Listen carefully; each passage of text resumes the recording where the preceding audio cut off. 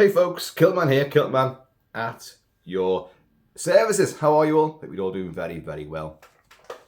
Today is actually St. George's Day, the patron saint of England. Yeah, he's actually from Malta. And you'd think like the English would be out partying and much revelry and merriment would be had. But no, doesn't happen. Unlike St. Paddy's Day, when everyone goes, way, they act like Vikings and behave like Vikings, and it's pure pageantry and chaos. It's great. Then you have, of course, St. David's Day for Wales, St. Andrew's Day for Scotland, and they're pretty much kind of meh as well. But anyway, today I'm wearing the Bruce. Yeah, that's the modern Bruce tartan there. I've worn it a lot. You've probably seen it before. But it's a lovely tartan, and yeah, I feel at home in it. So anyway, the point of this video is a companion piece really to the video I've done previously, which is about the Northman, Robert Eggers' fantastic, phantasmagorical odyssey of vengeance and revenge and betrayal and just all sorts of Viking brutality, the Northman. Now I reviewed that with a full spoiler-ridden sort of coverage, and I think I probably said I was disappointed by it. I was.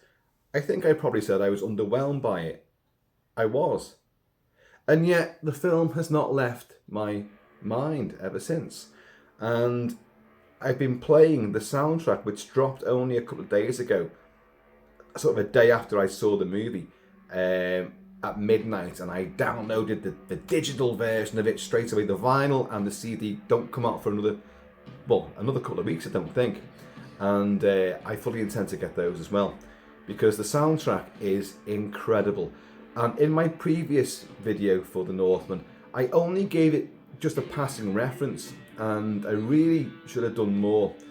So hence this video, because this is one extraordinary score, full of power, brooding, spiritualism, surrealism of the sonic variety.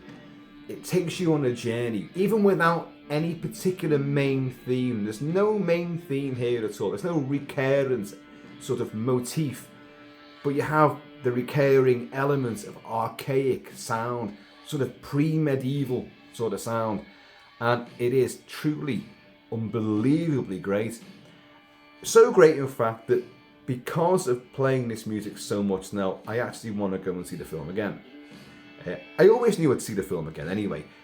I never said that the film was rubbish. I said I was just underwhelmed and not as excited about it as everybody else seemed to be, given what Robert Eggers had done before with The Witch and The Lighthouse.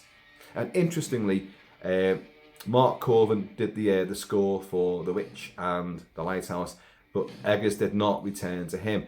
He turned to two other people who are unbelievably talented, very clever, very innovative, very imaginative in the field of sound design. Often very electronic, but they had an ear for sort of exploring new dynamics, new audio dynamics from an ancient world. They had the talent to put a score together which would totally depict the blood, snot, mud and violence and debauchery of this ancient time, circa 900 years AD. And boy, did they come up with the goods. And the two guys in question are Robin Carolan. I've got to check my notes. Robin Carolan. When I say Carolan, that's not Carolan from Poltergeist. To her, it simply is another child. But to us, it is the beast. Robert Carolan, who is part of Triangle Records. And Sebastian Gainsborough. Wow. Who, under the name Vessel, does a lot of producing of records and sound designs and unique musical endeavours.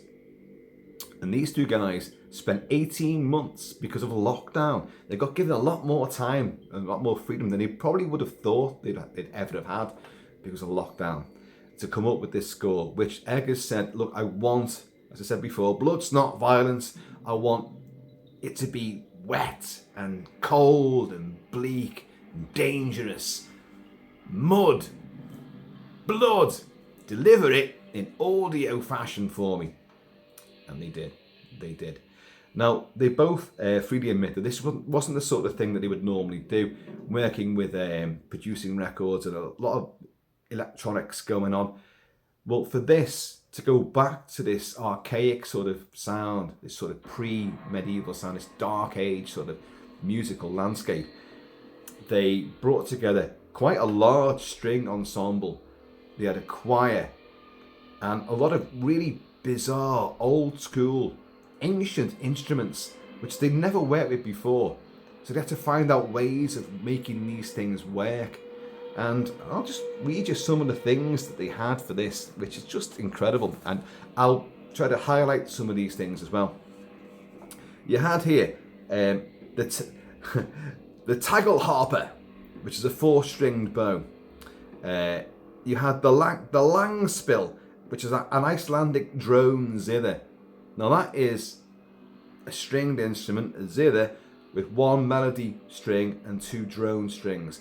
And it can be plucked, it can be hit, it can be strummed, but you'd also smack it, hit it to get some kind of extra resonance out of it. The Kravic lyre. The English pronunciation of it is lyre. Just sounds wrong saying it though, which is what you'd see the minstrels in all these old medieval Camelot sort of movies, strumming the mandolin, the lyre. That's what it would be. And this is the Kravic version of it. The sackpipa. Sackpipa? Swedish bagpipes. Yes, the bagpipes are in there, of course, giving their own unique, bellicose, raucous, weird, arching sort of voice to the proceedings. And the bull roarer. The bull roarer. Now that is outstanding. The bull roarer, folks, you probably know what this is. The Australian Aborigines use this and have done for millennia. But the bull roarer in many variations was found in every continent. Pretty much every tribe, every historical race has used this. And it's used as a form of communication. It's used in ceremonies and rituals. It's a very spiritual instrument. But particularly for the Aborigines, it was communication.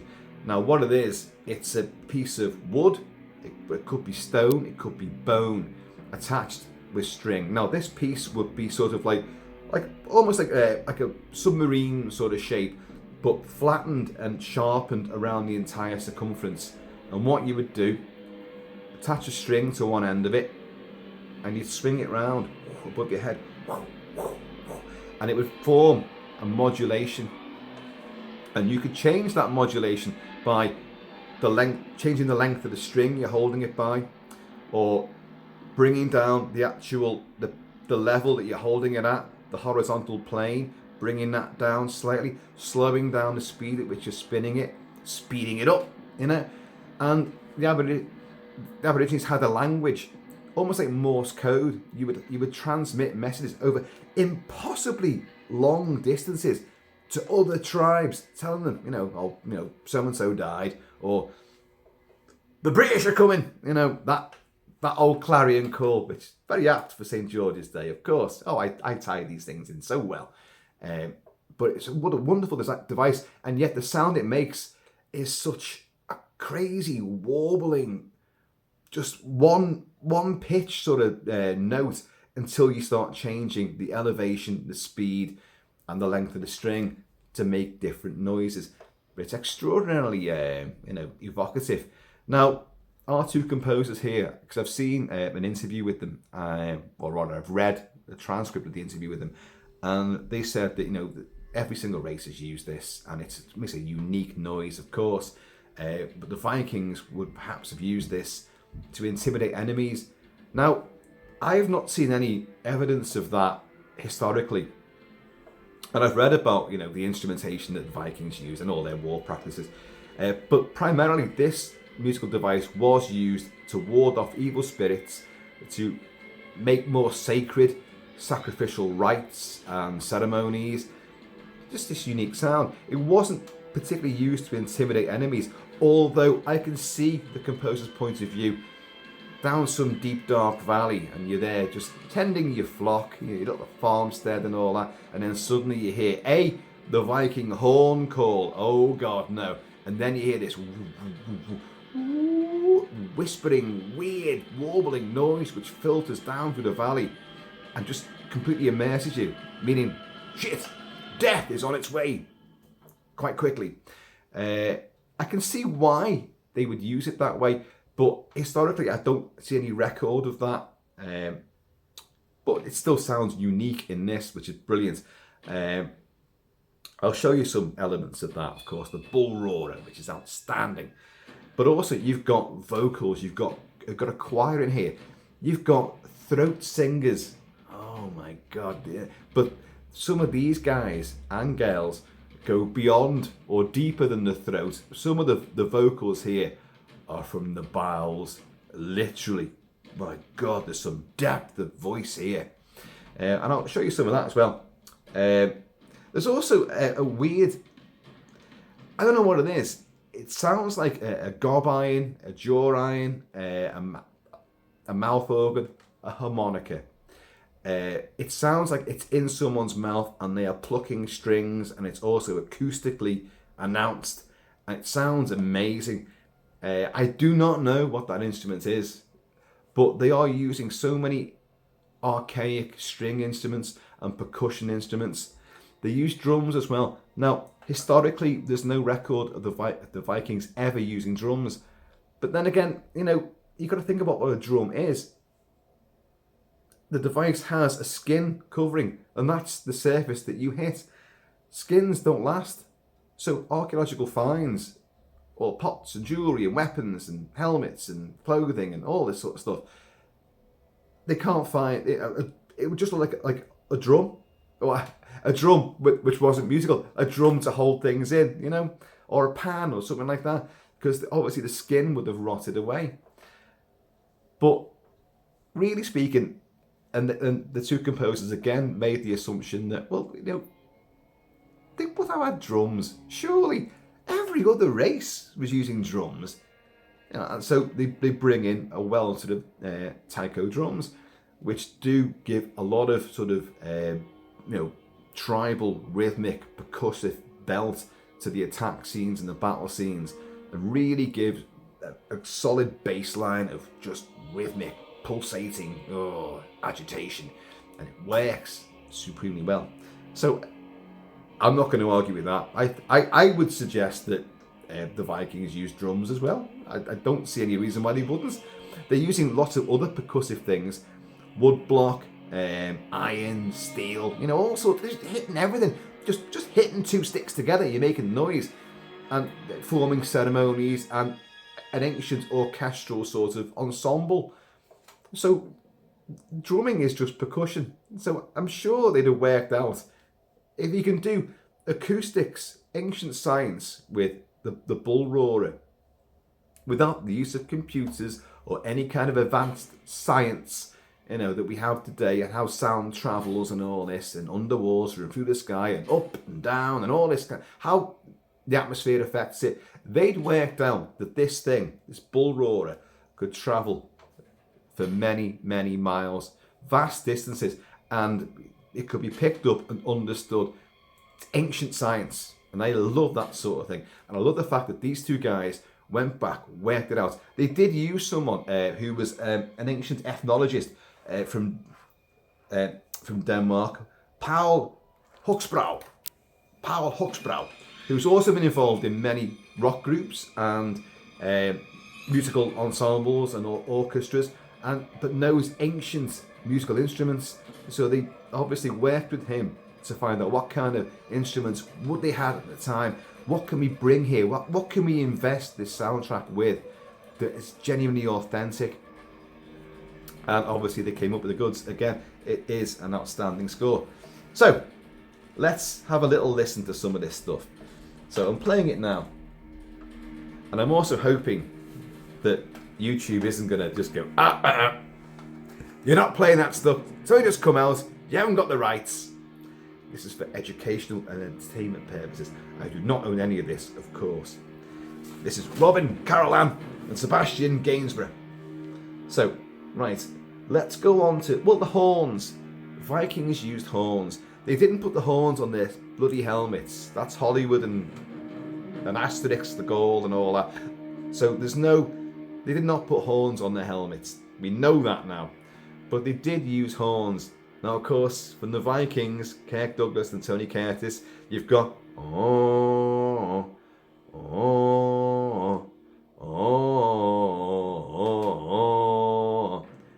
but they did use horns to announce their arrivals at ports, at villages, at kingdoms, across the land and from sea, and they would use it going into battle. Of course, if you're going to use anything to frighten and intimidate your enemies, that bloody horn call.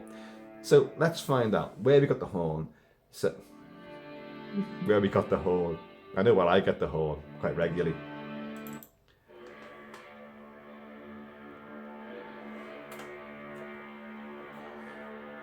Scroll.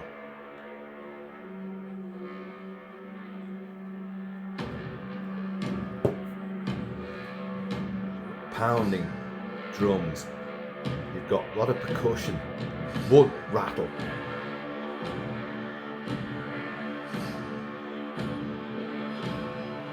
And these horns as well. Here's these strings.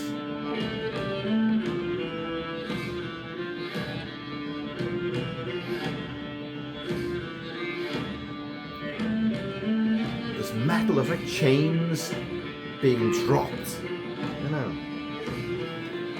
Shook. All adds depth and colour.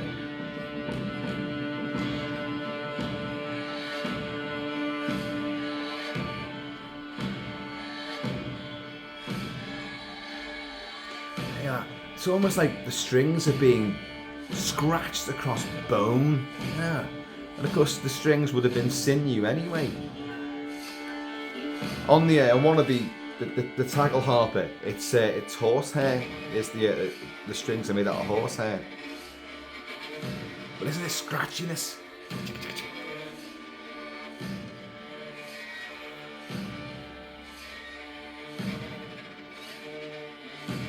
But the horns were there at the start of this. The horns will appear a lot throughout it as well. But let's go on to Let's go on to the bull roarer.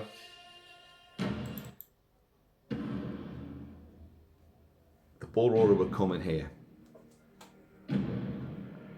You'll hear this modulating, fantastic, blistering aura.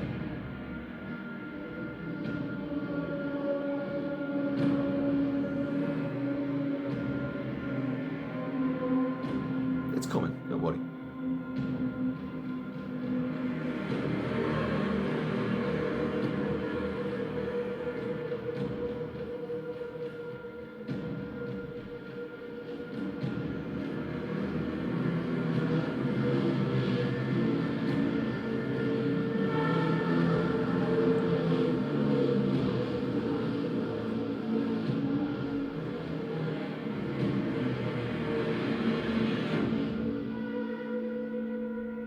Hear that throughout the score as well, but it's just this whoa,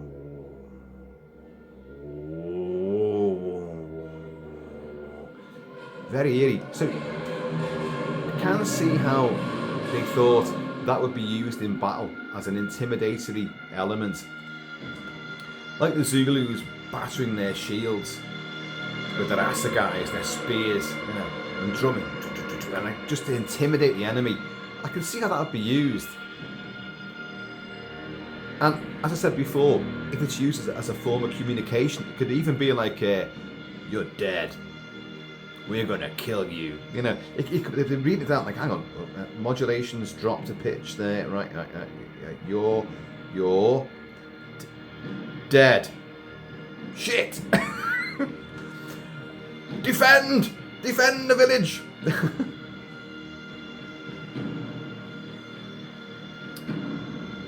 Okay, what have we got now? Oh, okay, the Swedish bagpipes. The sax speak pipa.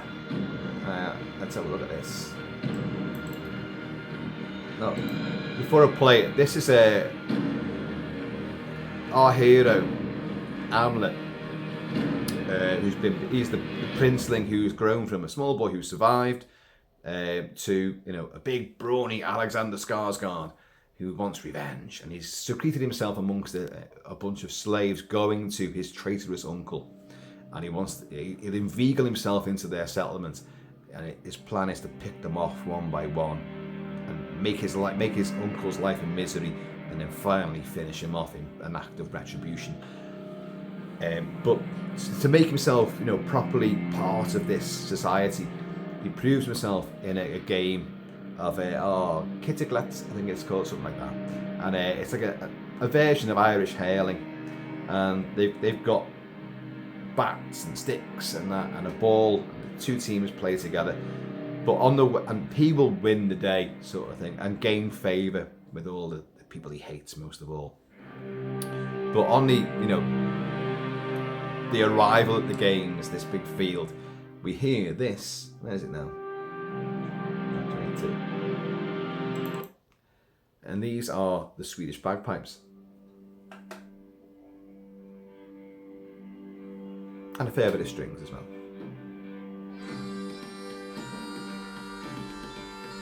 Oh yeah.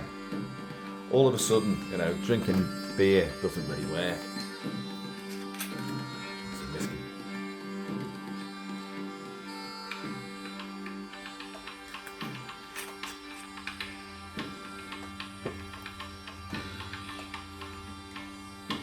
But that was that weird sort of jaw harp thing there as well.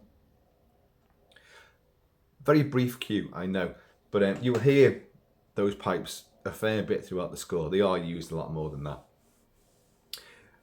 Oh, yeah, that weird mouth thing. I keep saying it's like a mouth organ, but I don't know. I want someone to let me know what this instrument is. Now, it's in track 16, so let's go on to that now. And this is slave work. So obviously our hero's there now, and so you've got lots of strings there.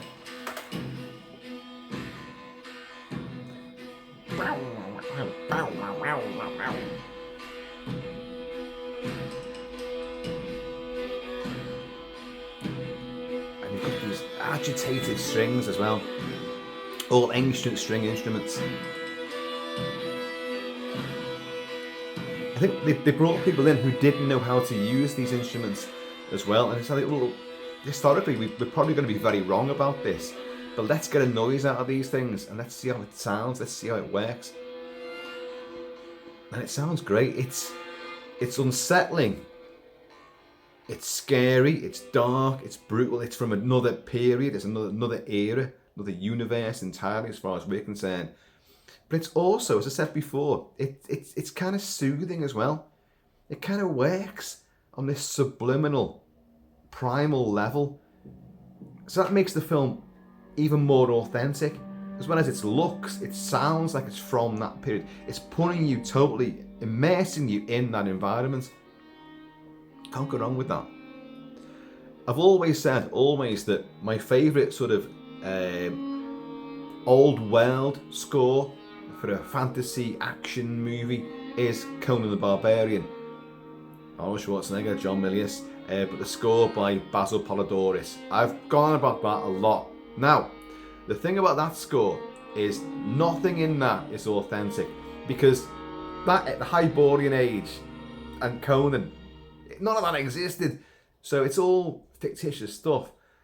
But what Polidoris did, he went back and found old instruments and old sounding an orchestra to make it sound old school, and the way he composed it and the way he wrote it was something from a different period. It sounds completely alien to us, and the reason why it sounds that effective is because the recordings of it they're not perfect.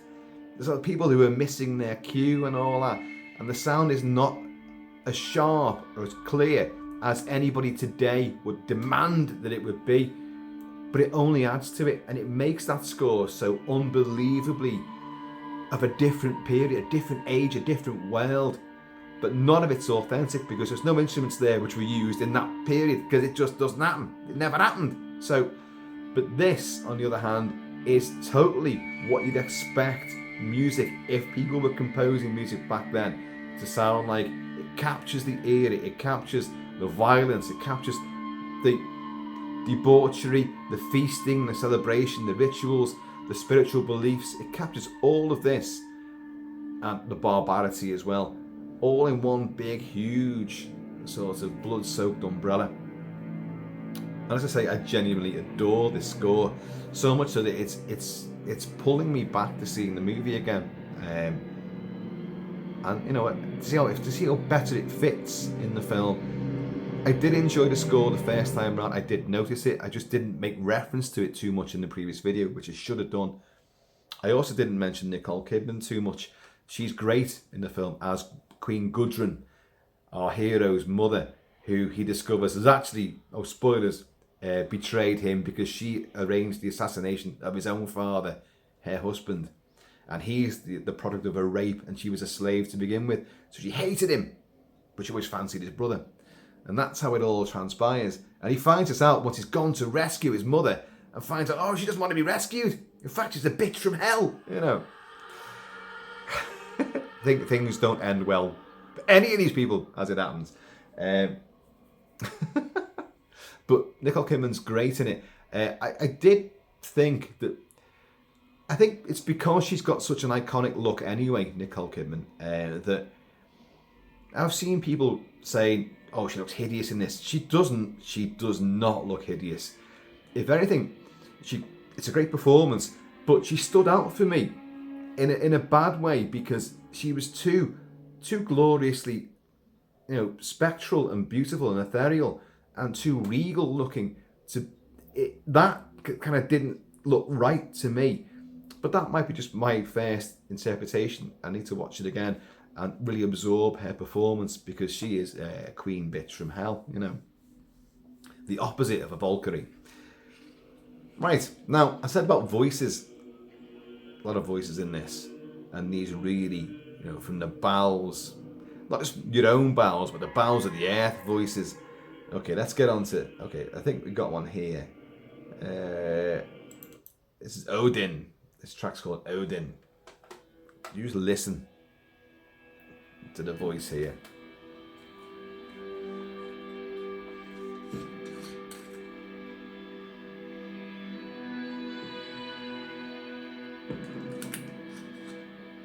When it kicks in, of course.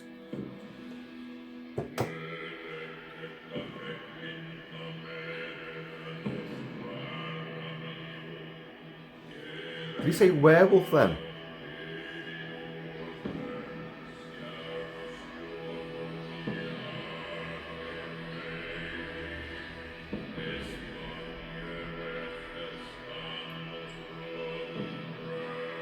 How do you do that?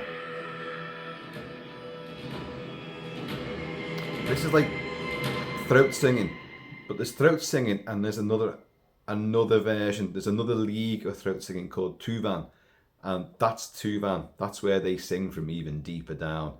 I don't know how they do that, but you know, maybe they just eat gravel, just chew that for a bit. Right, you ready? Yeah. Okay. Start recording. So there's a lot of stuff going on in here, as I say. I'm just looking through my notes. What I should mention as well is that you've probably heard some bits of it there. The very scratchy strings and the complete sort of agitation, the discord that goes on. So you've got percussion, you may have voices as well, but the strings are being scratched and ripped and scorched. And it sounds very, very unnerving, like someone's bringing their nails down a blackboard. And it sounds very like elements of The Shining, yeah, by Penderecki. Penderecki and Ligeti and the great composer Joe LaDuca. Joe LaDuca, who did The Evil Dead, and he did The Brotherhood of the Wolf. I was going to mention this actually. Brotherhood of the Wolf is very similar in some of its sound. Whistles and flutes and horns and weird old dark age medieval instrumentation. Now, from 2000, Brother the Wolf, one of my favourite films of all time, which I've still yet to cover. I know there's people out there who keep asking me, please, will you just cover Brother the Wolf? I want to. The problem I have is that it means so much to me that to sit down and to discuss it and make sense of it and do it justice, I would find quite a legendary feat in my own right. I don't know how I'd actually sit and do it without just gushing and fawning all over it. But as I say, Joe LaDuca's great score, fantastic score, exciting, tribal, rhythmic, surreal, eerie, romantic, lush. It's got everything in it, and it has all these elements of, like, you know, woodwinds and weird flutes, old primal flutes and stuff. And this has the same sort of sound in many respects of this sort of woodwind element to that, and the agitated strings as well, which is very Penderecki. So you can see how some things have progressed and migrated from one to the other to the other. It's just a way of pronouncing a certain scene musically with pure agitation and sheer innovation as well. If the scene is meant to be violently unsettling or completely eerie and scary and spooky, then the music should reflect it. And boy, did it get it right here. Boy, did Joe LaDuca get it right with Brother the Wolf and other scores, Evil Dead especially. And the use of Penderecki for The Shining. It's designed to set your teeth on edge, to just get you rattled and the skin rise. Skin rise, the hairs rise on the back of your neck. If your skin rises, you massively are in trouble. But this is great. Let's get on to some other bits and bobs here. Let's try and find some other exciting stuff. Here. Right, let's get on to... right, where is it now? This is a nice piece. This is when we discover that after our heroes escaped as a young lad from the assassination of his father, played by Ethan Hawke, and his people have all been slain, raped and beheaded, and kids thrown into burning barns. Yeah, you get all that. He goes off and joins a band of Viking berserkers, and they attack the land of the Rus, Russia, Slavic regions. So this is the big one-take shot.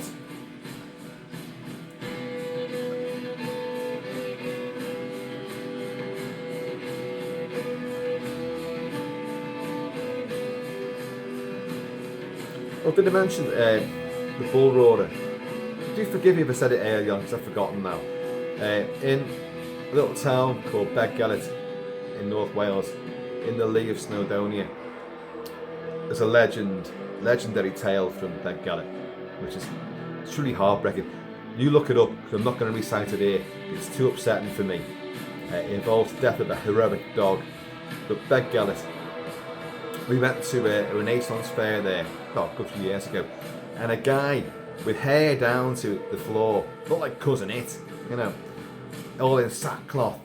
He got a bull roarer out and he was doing it, and my God, it was just amazing. And he had it on a long string.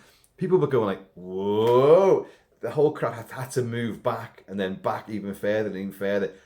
And he hadn't even warned anyone, but I think he just knew, I can do this. I won't take anyone's nostrils off, which happens in this movie, by the way. I won't scalp anyone with this. And it just went up, and like this, it was like a bloody Russian helicopter gunship taking off. It was incredible. Truly astonishing sound, which is why once I knew that, well, I heard it in the movie, watching it, I thought, bull roarer, yeah, there we got that. Just an awesome sound. But as I say, there's no main theme, there's no heroic main theme to this. That does not happen. No character has their own motif. I don't mind that either. This is a landscape of sound which depicts this awfully harsh environment and this world in which our characters inhabit. And the death's only like just, a blink of an eye away. Although you can be saved by a flock of Odin's ravens, you can always escape death that way. But you have a lot of stuff with the CRS played by Björk. Björk does not lend any vocals to this, apart from her voice, apart from speaking, not singing. So there's nothing of that in there. The film does not end with like a song at the end during the end title credits, which would have really destroyed it, wouldn't it? If you've seen the film, that would not have worked at all. But you have got wailing female voices. People decry this. The likes of Gladiator and Troy and Kingdom of Heaven, female vocals, Lisa Gerrard usually in those days, supplying these wailing, lamenting vocals, soaring through the clouds and penetrating your heart. I don't mind it at all. I don't know who's supplying these vocals here, but they're gorgeous. And as I was saying about Björk, this is the track for the CRS. This is a track for her and her visions, which are going to inform Hamlet that it's going to have twins, and the girl is going to be she's going to be in charge of a kingdom. I love it. It's wonderful, searing stuff.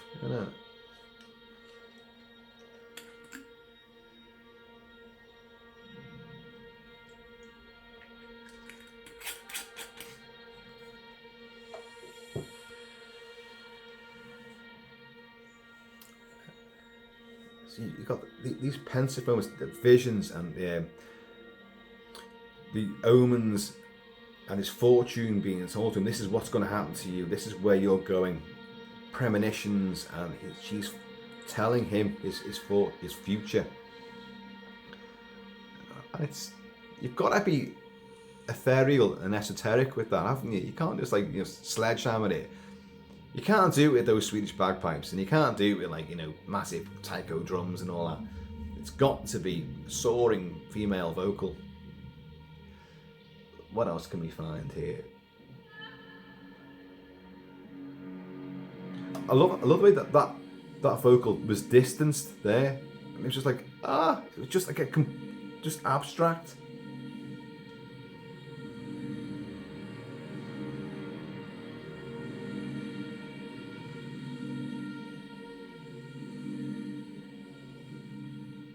Very, very edgy stuff. Let's get on to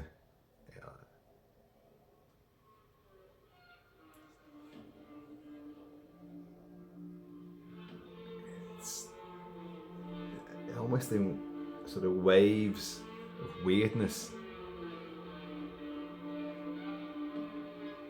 almost like whale song there, isn't it? You hear the scratching, the strings.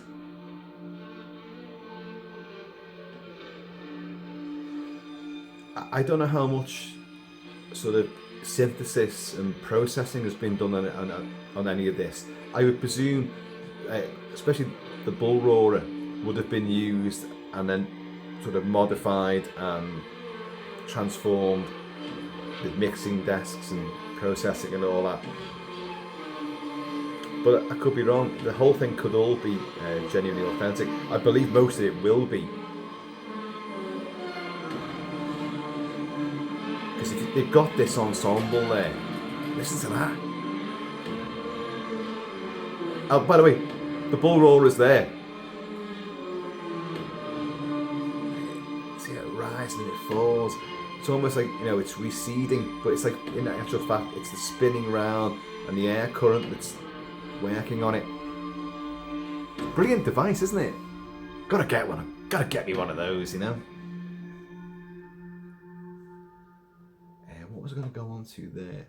And that's gorgeous. That I love that. Okay, all right. We're going to go on to the finale of the film. Is set on the slopes of an active volcano in Iceland. The final duel, where our guy is finally going to take down his traitorous uncle, not Mjolnir, Fjolnir, played by Claes Bang, and he's great.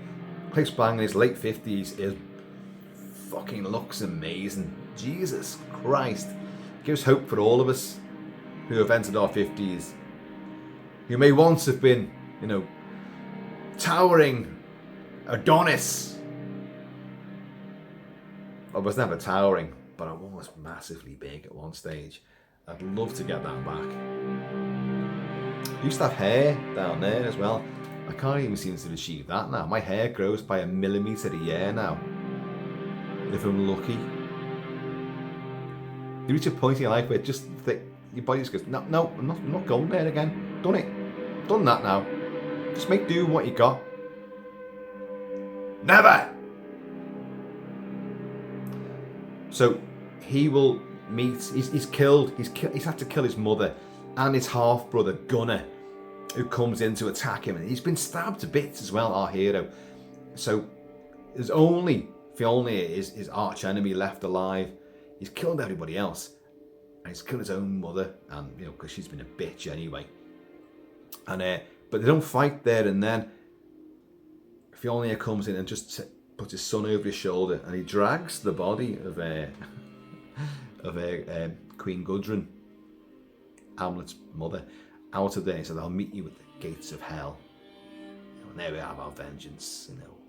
The gates of and the gates of hell is on the slopes of this active molten spewing volcano Hekla in Iceland.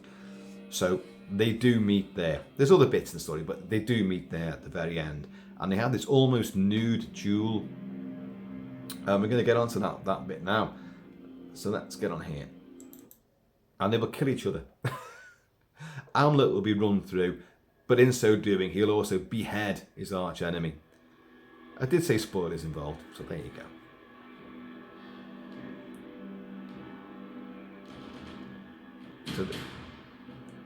So this is a tribally reinforced battle with a flaming molten backdrop as these two heroes, well, you know, go at each other.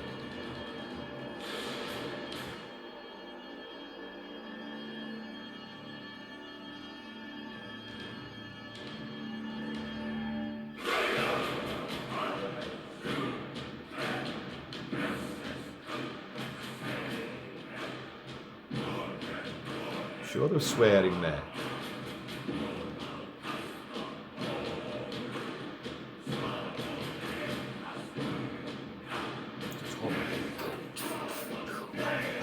Slash.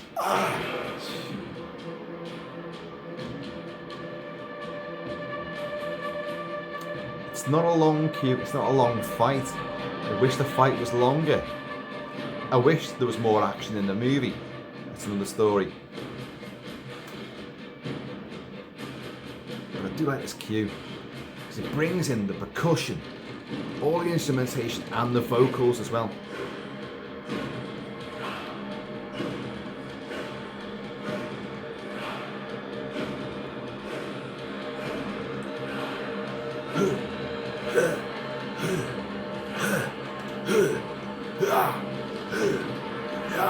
It's a great workout cue.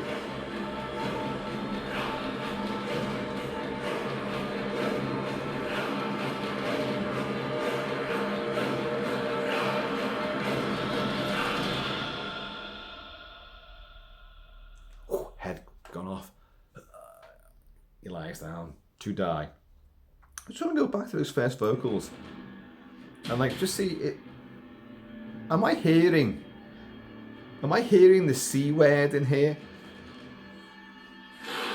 The C word that rhymes with punt? Just listen, just listen.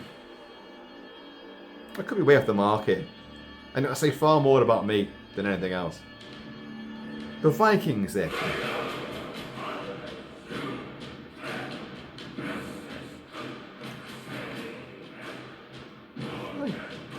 Sorry. Hi, lie, pay, bless this cunt.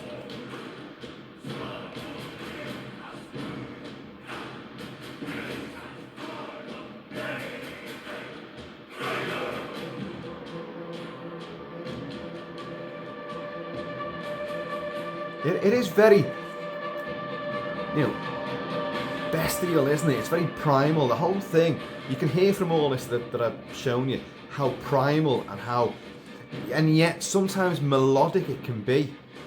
Using these ancient like lyre and all these other instruments, it can still work and tell an evocative, spiritual, and there is romance sort of story to the sonic elements of this movie. Okay, well, we'll end on make your passage to Valhalla, because he realised that, yeah, my dream's going to come true. All the visions the CRS told me are going to come true, and he's lying there dying. And then a Valkyrie in a chariot will ride up and escort him, because he's achieved his vengeance and he's earned his right to go to Valhalla.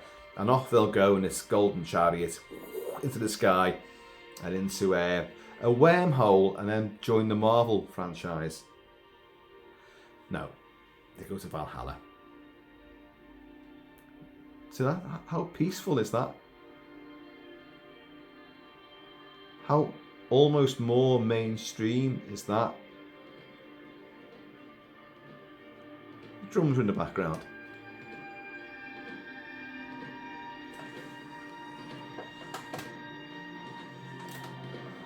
But it is meant to be like an atonement, a respectful, you know, we've reached the end here.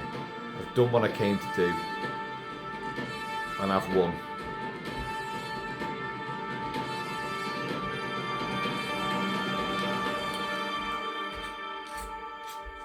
You got to think though, they're all Vikings or a Viking sort of descent. They all believe in Valhalla.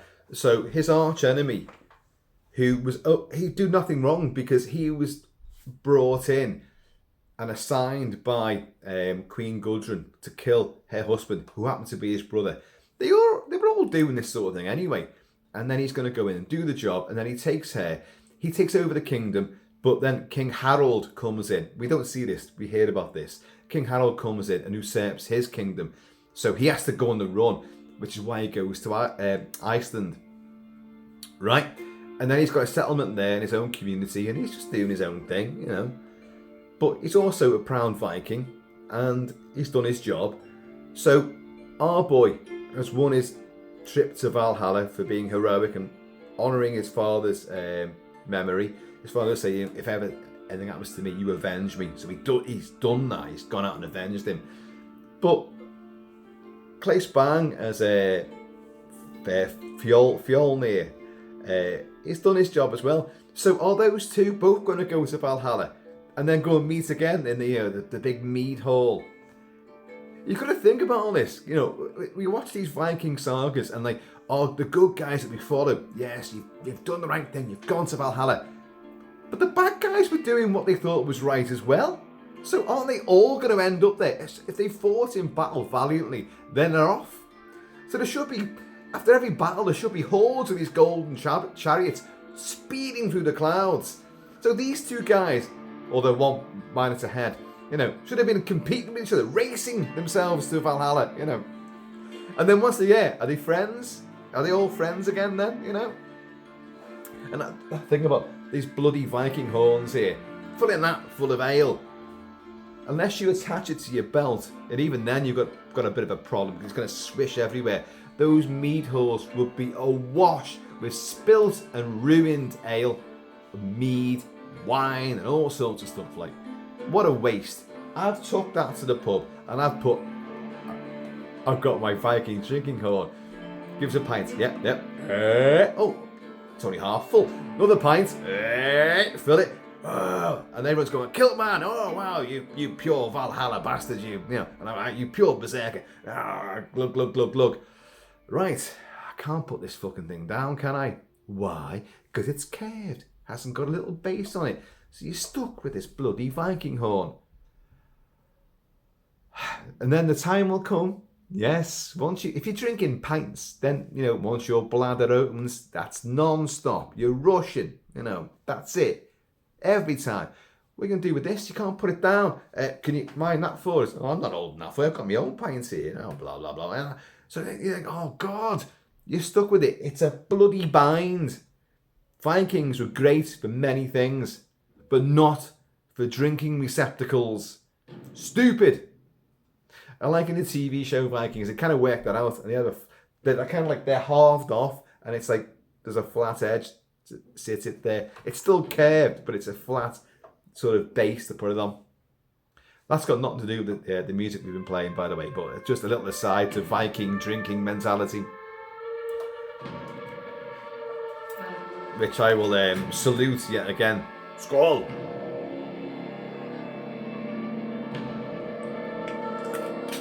Where I live, by the way, on the Whittle Peninsula, Wallasey was a Viking enclave. A lot of the Druids and Vikings got driven out of their settlements in North Wales and they resided here. They'd been chased out of Ireland as well, went to North Wales and then got chased to the Whittle Peninsula.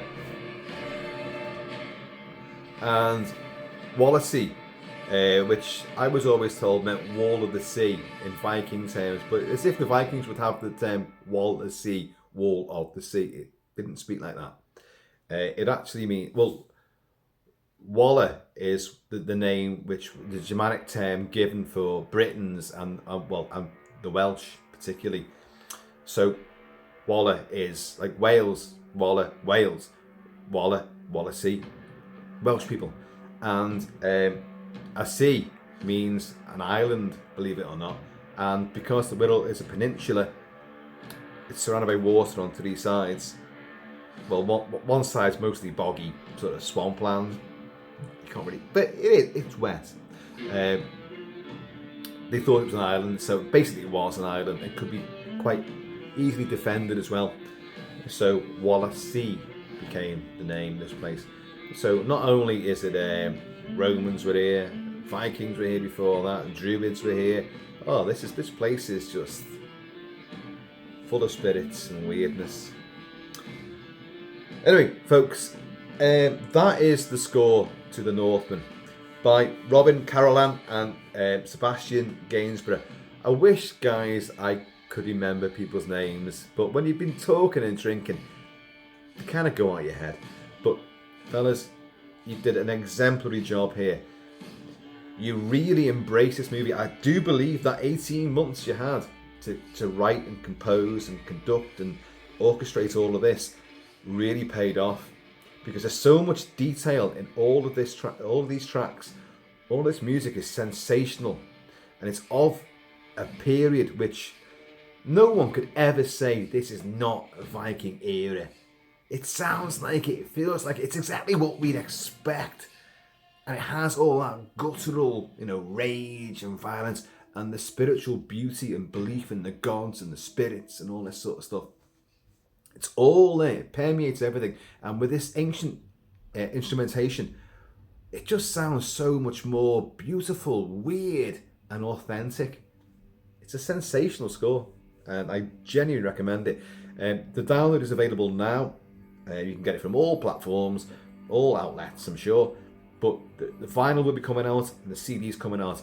I fully intend to get both because I think it's so deserving of it. And I'd love to have some notes from the two guys who created it all, as to find out exactly who's in it and get the name of the string ensemble group and some of the vocalists who are involved, because otherwise I'd have plugged them, but I don't know who they are. But I think it is a glorious score. It may not be for everyone's sort of taste, but it fits the film and it fits. Well, I love this stuff anyway. I mean, I've got axes and swords and all sorts. Swords? I've got swords. Of course, there's one here. Hang on a minute. Ah. Here's a claymore for you. Hey, there's always weaponry around the Kilted Mansion. Even the vocalist is going, oh, that's a good sword. Anyway, folks, I'm going to leave it there. So please, The Northman, go see it and get the soundtrack to it. If you're not into this sort of stuff, just embrace it. it's surprisingly addictive. I don't go out and watch tribal bands and archaic sort of musicians. I don't do that. But I do love when I hear it in movies and in movie soundtracks and certain other things.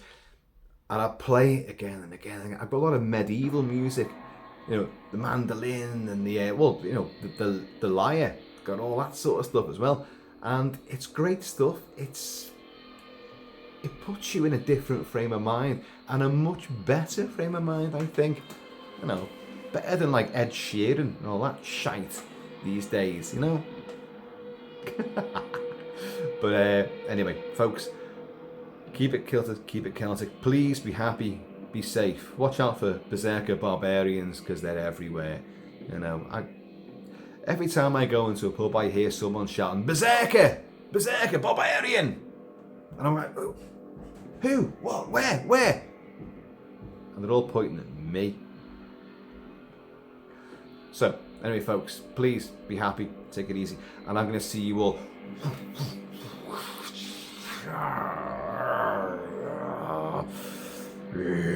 leaders. I'm definitely Viking in some way because I've always got the horn.